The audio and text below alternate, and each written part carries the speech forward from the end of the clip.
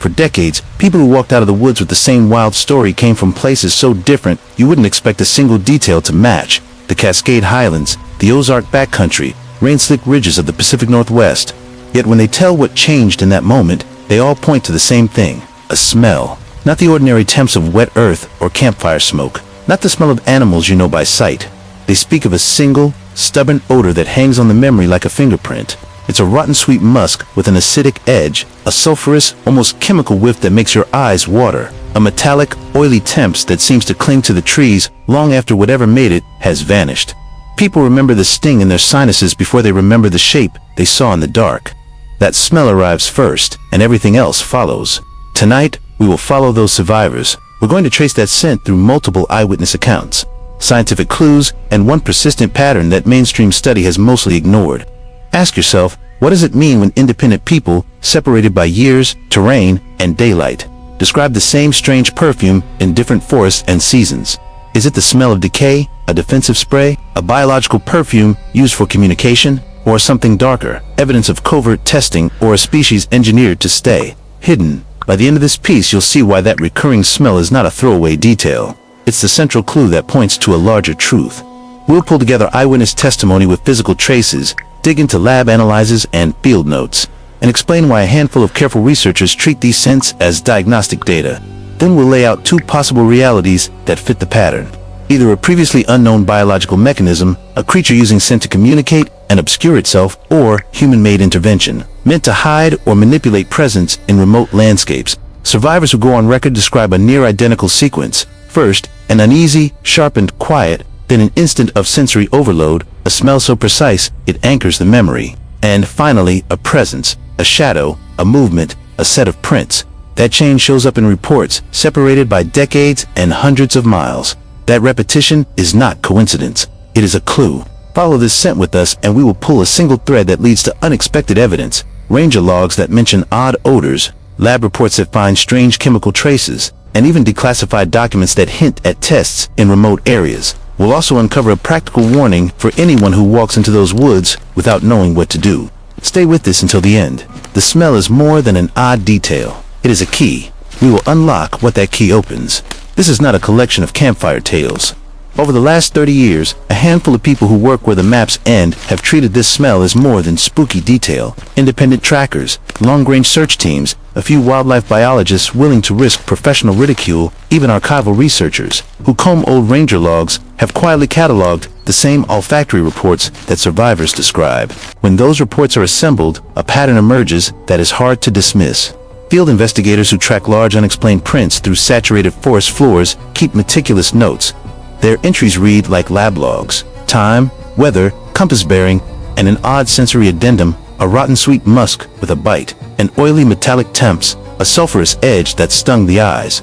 Trackers repeatedly report the same sequence: an uneasy hush in the woods, an instant of that specific smell, then the discovery of prints or a cleared bed of leaves at chest height.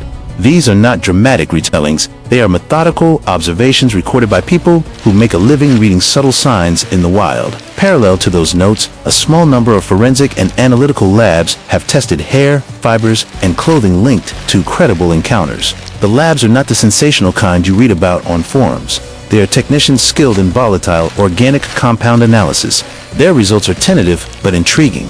Chemical signatures that include sulfurous compounds, earthy terpenes, and long-chain fatty acids, a mix that can create the rotten sweet acidic profile witnesses remember. Crucially, technicians say these blends don't match the scent profiles of local known species. They aren't labeling it Bigfoot juice, but they are noting that the chemistry is anomalous.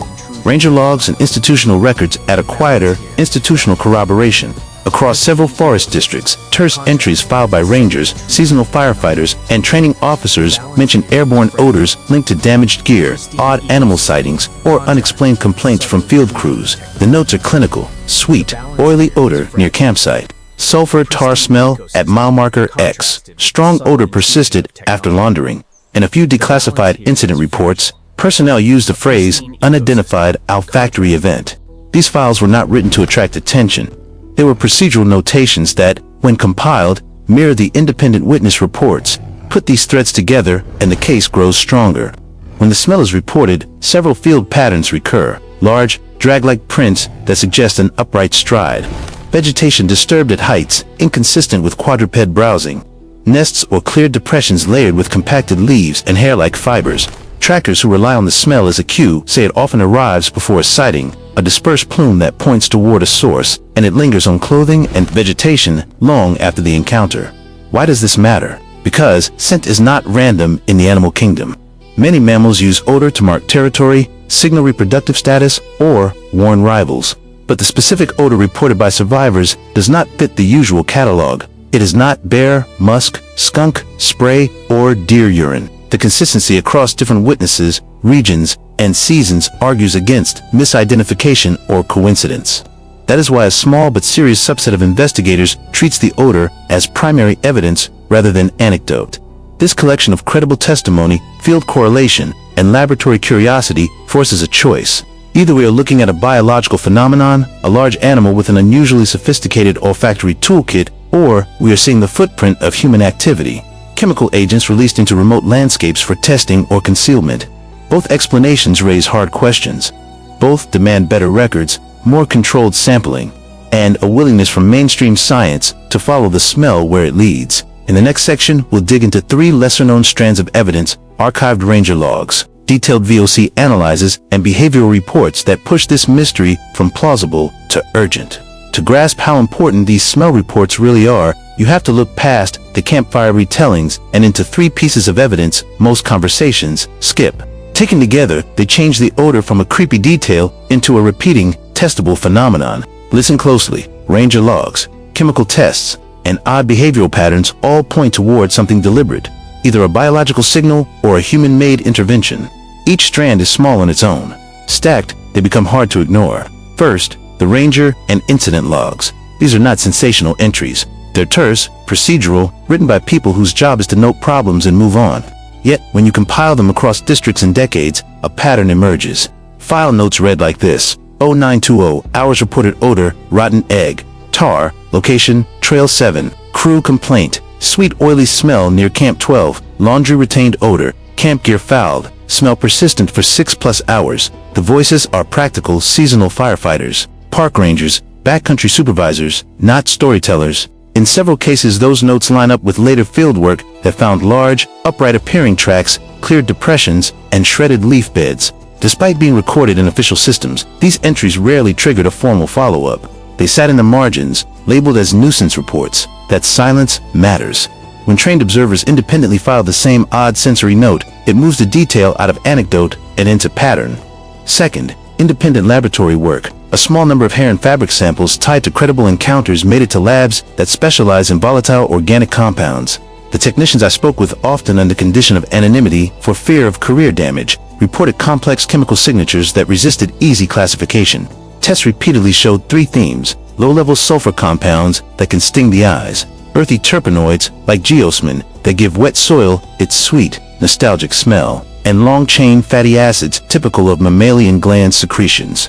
Crucially, these elements do not map neatly onto any single known animal scent profile. Instead, the results suggest a composite mammalian musk decorated by microbial or environmental metabolites. In plain terms, it smells like body odor soaked into wet earth and laced with a sharp, chemical sting. Some labs also found that the compounds adhered to hair and fabric for hours, even after rudimentary washing, which matches survivor reports of clothing that never fully loses the smell.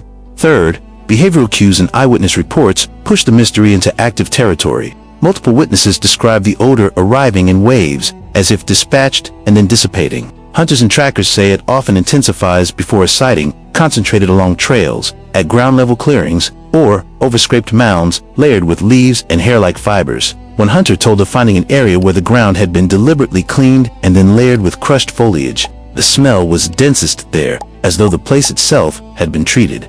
Others report the odor behaving like a warning, suddenly present and heavy near suspected nests, and more diffuse when animals were thought to be moving. Those are not random emissions. They are spatially mapped and time-sensitive. That suggests purpose. Put these 3 strands together and a choice opens. Either you are looking at a biological system using an unusually sophisticated olfactory cocktail, a large, possibly bipedal mammal that deploys scent as communication, marking, or camouflage, or you are witnessing human activity, chemical compounds released deliberately into remote landscapes, perhaps as testing, masking, or manipulation. The first option implies evolution or adaptation of scent chemistry we have not recorded in large North American mammals. The second implies covert testing or intervention in wild spaces, which raises ethical and safety questions. Neither explanation is proven. Both demand better records, controlled sampling, strict chain of custody, and coordinated VOC analysis. FOIA requests and archival dives into incident reports, and careful anonymous collaboration between field trackers and reputable labs. For now, these three lesser-known threads do something important. They move the odor from subjective memory into objective inquiry. They make it urgent. In the next section, we pull those threads tighter. We'll show what a repeatable chemical signature looks like on paper and why, if the evidence holds. The smell is not just an alert, it's the creature's language, or a human fingerprint left where the forest should be clean. The first conclusion we can draw from the convergence of witness testimony, field tracks, and chemical testing is straightforward but startling. That recurring rotten sweet musk is not a random odor at all. It behaves like a repeatable chemical signature, a layered bouquet of volatile compounds that appears intentionally produced and deployed. When you line up the data, the simplest, most defensible reading is this. A large, bipedal, primate-like animal is using a complex scent cocktail as part of its behavior, both to communicate and to manipulate the human senses that stumble into its space. Listen to what the evidence actually shows. Independent VOC analyses taken from clothing, hair, and nest material return a consistent three-part profile. First, a musky base, long-chain fatty acids and steroidal molecules you see in mammalian glandular secretions. These are heavy, slow to evaporate, and cling to fibers and hair, exactly the kind of compounds that leave a lasting impression on clothing, and that survivors still notice after hours, even after attempts at cleaning. That base explains why the smell feels like a body odor that won't wash away. Above that sits an earthy, almost nostalgic middle note, traces of geosmin and related terpenoids. Geosmin is the molecule that gives wet earth its perfume, the scent that makes people say petrichor. It tugs at deep, limbic memories. It feels familiar and oddly placating even as it unsettles you. In the reports, survivors consistently describe a strange comfort mixed with alarm, that odd bittersweet recognition. Chemically, geosmin and terpenoids could come from environmental transfer, but the pattern, concentrated at scrapes, nests, and cleared grounds, suggests a deliberate pairing with the musky base, not just coincidence. Topping the bouquet is a sharp acidic sulfur note, low-concentration sulfur compounds that sting the eyes and make mucous membranes react. Not the overpowering reek of a sewer, but a fine, acrid edge that registers immediately and leaves a lingering burn in memory. This top note explains why many witnesses remember tears and nasal bite before they even see anything. It functions like an exclamation point in a sentence, immediate, alarming, and physically persuasive. Put these layers together and you have a scent that is at once recognizable and intrusive. The earthiness, geosmin triggers deep memory pathways. The musk announces bodily presence and status. The sulfuric edge produces disorientation and discomfort. That combination would be effective for a large animal that needs to do several things at once: mark territory, signal reproductive or social information, warn intruders, and crucially, confuse or deter predators, including humans who rely on sight and sound. Field behavior matches this chemical logic. Trackers report the smell often arrives before sighting, a wave of odor moving through the trees, concentrating in ground-level clearings and along trails, densest where nests or scraped mounds are found. Sometimes it blooms and pulses, as if released in measured doses, and sometimes it hangs, saturating clothing and nearby vegetation for hours. Hair found near nests bears residues that mirror the VOC profile recorded on fabric. These are not isolated coincidences, but repeating patterns across time and geography. Biologically, several mechanisms could produce such a signature. Large glandular reservoirs, modified scent glands, could exude a base musk. Microbial symbionts living on skin or in those glands could contribute geosmin and other terpenoids through localized bacterial activity. And small amounts of sulfurous compounds could be generated by specific metabolic pathways or by interaction with environmental substrates. None of these elements alone is extraordinary in the animal kingdom. What is extraordinary is their deliberate, repeated combination at scale in a large North American mammal that suggests either an evolved olfactory strategy we have not documented or an adaptive behavior that leverages both the animal's chemistry and the environment. This interpretation also aligns with behavioral reports. Animals confronted on their scent domain often respond differently than one might expect to random encounters. Some witnesses describe bluffing postures and loud displays. Others report withdrawal. The scent seems to function as both flag and fence, signaling status and deterring approach. When the odor is transient and dispersed, it acts like a moving screen, masking tracks and confusing pursuers. When it is concentrated and layered, it marks territory or a nest and should be treated as a clear sign of proximity. To be absolutely clear, this is a defensible conclusion based on converging lines of evidence, not a closed case. The samples are limited, the labs few, and the politics around this subject have suppressed larger, coordinated studies. But the repeatability of the profile, independent trackers, ranger logs, and lab readings pointing in the same direction gives the hypothesis weight.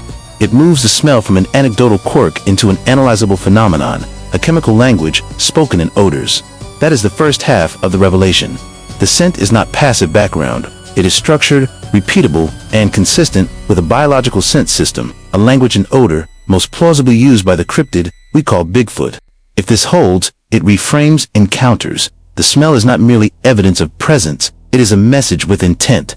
In the next section, we take the second half, the practical, urgent implications, what the scent tells you to do, and how you can use it to stay safe, preserve evidence, and perhaps, finally, understand what has been whispering in the woods. If the smell we've been tracing is more than an odd detail, if it is a deliberate, repeatable chemical signature, then the question shifts from, what is it, to what do we do when we meet it? This is not academic hair splitting. It is a practical matter of safety, evidence preservation, and getting closer to the truth. From survivors, trackers, and the few labs willing to test samples, a clear pattern emerges. The odor behaves like a signpost. Learn to read it, and it will tell you where to back off, where to look, and how to collect proof without destroying it. First, understand the two basic configurations the smell takes, because each has a different meaning and requires a different response. When the odor is concentrated, layered, and close to the ground, pungent enough to linger on clothing or to make your eyes water, you are usually inside a defended space, a den, nest, or territorial boundary. That is the highest risk situation. Survivors who pushed in at that point report bluff displays, alarming noises, and rapid escalation. The correct, immediate response is retreat. Back away slowly along the route you came. Keep your eyes on the most likely exit path, and do not turn your back suddenly. Do not try to retrieve dropped items. Do not attempt to prove anything. Your priority is to remove yourself intact. Second, if the scent arrives in ephemeral waves, higher off the ground and moving with the wind, treat it as a corridor marker or a masking screen. Some witnesses describe a sudden intensification while walking a ridge or a valley, not because the animal is directly in front of them, but because they have entered a scent funnel the creature uses to obscure its tracks. In that case, alter your route, change elevation or direction, cross two different terrain, and avoid walking into the funnel. These transient plumes can be used to hide movement. They are not necessarily an immediate threat, but they are a tracer for where the animal moves. Now, the practical, evidence-focused actions that turn a sensory experience into usable data. These steps come from seasoned trackers and the survivors who later helped build the VOC case.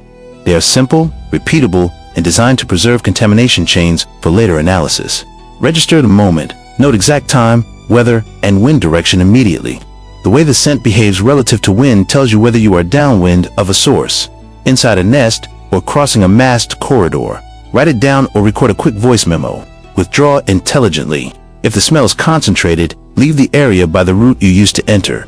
Do not attempt a second approach. Do not remove a mask of any kind, and do not expose saturated clothing to others. Preserve potential evidence. If clothing or gear has been saturated, place the items in sealable plastic bags without wringing or shaking them. Use clean disposable gloves to handle anything you intend to save. Photograph items first. Label bags with time, location, and the handler's name. Genova custody matters even if your only goal is independent analysis later. Document the scene. From a safe distance, photograph the ground, vegetation, scraped areas, and any obvious nesting material. Take multiple angles. Film a short narration describing the scent. Survivors' verbal descriptions are treated as meaningful data by analysts. Note physical symptoms: eye irritation, nausea, headaches. These are diagnostic clues. Collect non-invasive samples if you can do so without risk. Use clean forceps and paper envelopes for loose hair, fibers, or small plant material. Do not dig into nests or disturb the soil unless you are trained in forensic sampling. Where possible, collect air samples using commercial VOC samplers or request help from a lab that can send a kit. Protect yourself. Low concentration sulfurous and acidic compounds can irritate eyes and mucous membranes. Wear a mask and eye protection if you need to remain in the area. Avoid deep inhalation and limit exposure time. Seek credible partners. Contact independent researchers, experienced trackers, and labs that perform VOC analysis. Provide a clear chain of custody for any samples and share field notes. Avoid broadcasting raw samples online. premature public exposure risks, contamination, ridicule, and interference from other parties with unknown motives. There is a second, uncomfortable element here. Some of the scent profiles overlap with low-concentration compounds that have appeared in historical tests of odor masking. Agents and training declassified military and forestry documents show experiments with compounds intended to reduce human detectability or to simulate battlefield conditions. That doesn't mean every smell is man-made, but it does mean investigators must be open-minded, preserve samples, document rigorously, and let chemical analysis, not conjecture, decide. Finally, follow the lessons of those who lived to tell the story. Survivors who noted wind, sampled properly, and withdrew intact later produced clothing and hair that matched the layered VOC profile. Those who ignored the smell or treated it like a quirky background detail often experienced repeat encounters. The smell can be a lifesaver or a siren. How it affects you depends on whether you treat it as evidence or as ambience. In short, treat the odor as both warning and locator. Back away when it is dense, detour when it rides the wind. Document everything. Protect yourself, preserve and label samples, and work with credible analysts. Doing these things converts a haunting sensory memory into tangible data that can either confirm a complex biological scent system native to a large mammal or reveal human activity affecting our wild places. Either outcome matters. Either way, the smell will continue to be the key. How carefully we handle that key will determine whether the door opens. You do not need a PhD to turn that rotten sweet musk into useful data. What you do need is a clear head, basic precautions, and a simple routine you follow the moment the smell hits. Treat these steps as practical habit, like checking your compass, because small actions taken in the first minutes preserve evidence and protect you from unnecessary risk. 1. Record the scene immediately. Stop and note the time, exact location, weather, and wind direction. Use your phone's compass and GPS to mark coordinates and take a screenshot of the map. Describe the scent in plain, obvious words. Sharp sulfur at eye level, sweet dirt underfoot, metallic oily temps with throat sting. Don't try to be poetic. Precise, repeatable phrases are the ones researchers use. If you can, speak a short video note into your phone describing the sequence when the smell began, how long it lasted, whether the air burned your eyes, and what you saw next. To move deliberately and stay safe. If the odor is dense near the ground, back away the way you came. Move upwind or to higher ground when possible. Avoid turning your back and do not run. Sudden motion can escalate encounters. If you feel like irritation, nausea, or dizziness, leave the area and seek fresh air immediately. Use a mask, an N95 or better, and protective eyewear if you must. Stay close for documentation. 3. Avoid contaminating the scene. Do not touch obvious nest material, hair, or suspicious items with bare hands. Do not launder clothing that smells. If an item of your gear is saturated, slip it into a clean, sealable plastic bag without rubbing or shaking it. If you have disposable gloves, use them. Scented products, soaps, bug sprays, perfumes will ruin samples and make your notes unreliable. If possible, remove scented items before you approach again. For photograph and film methodically, take wide shots that show the general area and approach path, then medium shots of disturbed ground and vegetation, then close-ups of hair, fibers, footprints, or nesting material. Include scale in at least one photo. A coin, a pin, or a folded map will do. Record videos describing what you are showing. Narrate the time and exact GPS coordinates in each clip so the footage can be authenticated later. 5. Collect non-invasive samples the right way.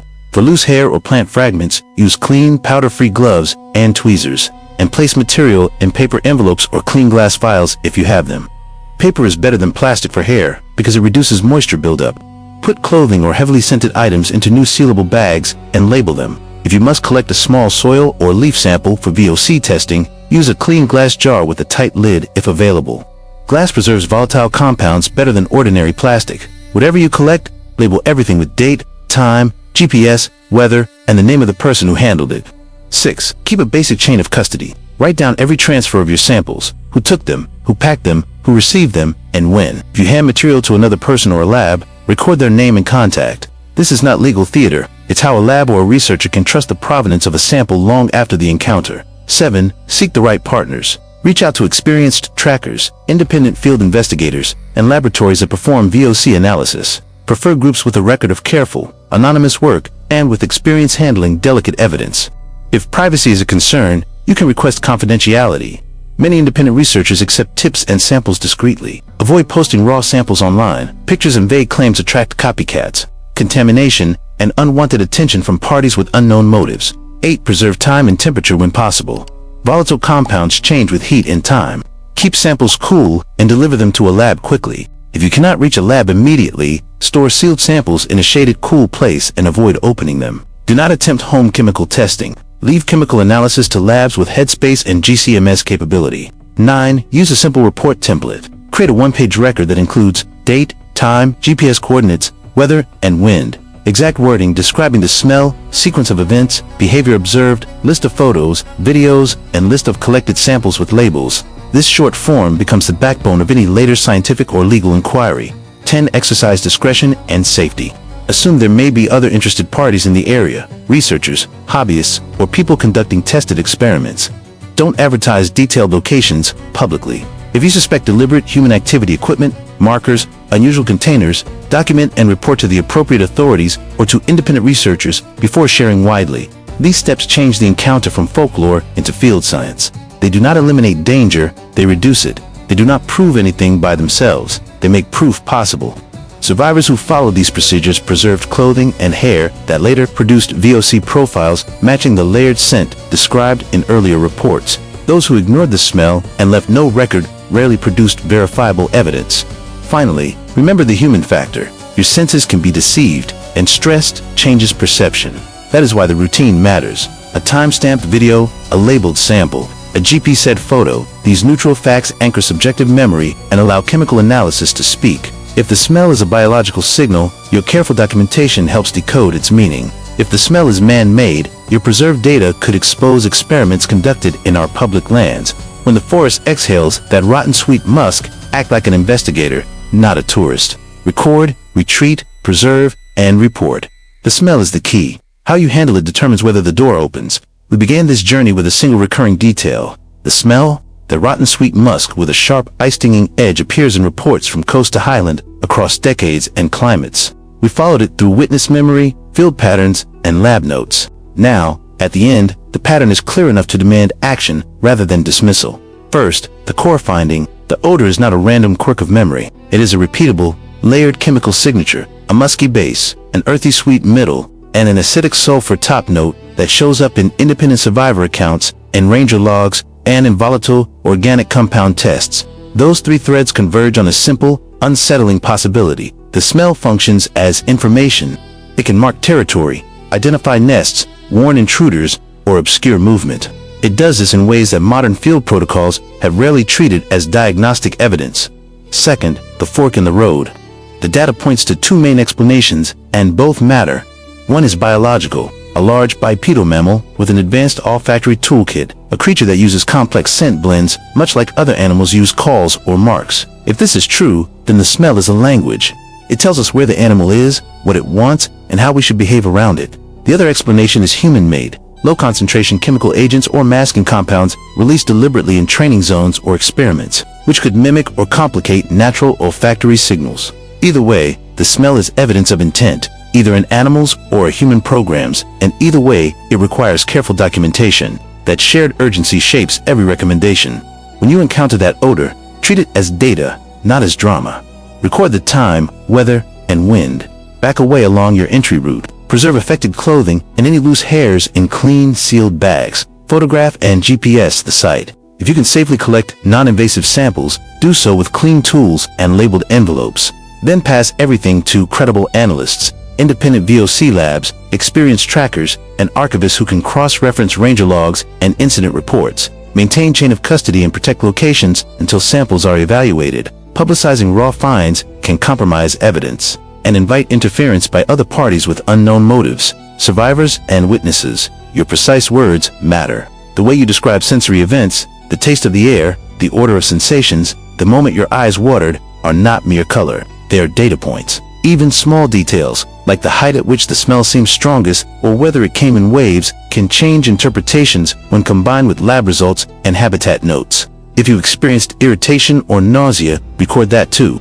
These physiological reactions help distinguish sulfurous top notes from ordinary musks. Researchers and skeptics push for objective testing, ask for archived ranger logs to be digitized, and search for odorous or olfactory entries. Demand VOC analysis from labs with headspace sampling and GCMS capability. Frame findings in ways that survive scrutiny and ridicule. Anonymize contributors when needed. Publish methods and raw chromatograms and pursue FOIA requests where appropriate. If some samples point toward human-made compounds, trace materials, and supply chains. If they point to biological blends, prioritize replication, controlled sampling, and cross-species comparisons. Remember the practical overlap, whether natural or artificial. The smell functions as a locator and a potential hazard. That means the immediate protocols are the same. Do not approach, do not retrieve possessions, document, and report. Those behaviors minimize risk and maximize the chance that samples will be useful for later analysis. They also protect you from needless escalation and preserve the possibility that we will learn. Finally, what is producing the scent? This is not only about proving or disproving Bigfoot, it is about moving from folklore to field science. A pattern repeated across regions and careers deserves more than anecdote. It deserves method, time-stamped recordings, sealed samples, corroborated logs, and transparent lab work. Whether the truth reveals a mammalian scent language or the footprint of human testing, the evidence will only speak if we give it a chance. So act like an investigator. When you smell that rotten sweet musk and feel your eyes sting, step back, record everything, and preserve the trace. Share your account with people who will keep records and follow up. Pressure archives and labs to look where anecdote has pointed for decades. The smell is the key. How we treat it now will decide whether this pattern remains a whispered mystery or becomes the first clear door into a hidden reality.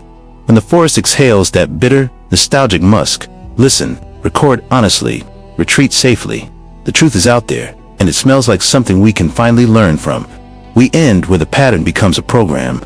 The scent is not merely a clue to be filed away, but a signal we can turn into evidence if we act like investigators instead of witnesses. Block 8 is the playbook, practical, immediate, and designed to move this question out of folklore and into repeatable science without exposing people to unnecessary risk. First, build a low-barrier network. Create regional nodes of trained volunteers, trackers, and sympathetic wildlife biologists who agree to a common protocol. Membership must protect anonymity for those who need it. Reputation risk is real. Use encrypted channels for coordination and a simple central database where incidents are logged with timestamps, GPS coordinates, photos, and symptom notes. Eye irritation, nausea, throat sting. The goal is to correlate occurrences across seasons and terrain, not to create sensational headlines. Second, standardize sampling kits and methods. Kits should be inexpensive and easy to use. Sealable polyethylene bags, sterile forceps, paper envelopes, disposable gloves, N95 masks, and latitude, longitude-capable cameras or smartphone apps that embed metadata. Train volunteers to collect 3 prioritized items without entering nests or disturbing sites. Garments or fabric that retained odor, bagged immediately. Loose hairs or fibers, paper envelope. And high-resolution photos and short video narration describing the odor and wind. Soil sampling and vegetation snips should only be performed by trained personnel to avoid cross-contamination. Always note wind direction, time, and any physical reactions. Third, chain of custody and lab partnerships. Anonymized chain of custody forms must travel with physical samples. We recommend independent labs with headspace, VOC sampling, and GCMS capability. If possible, secure at least 2 labs to replicate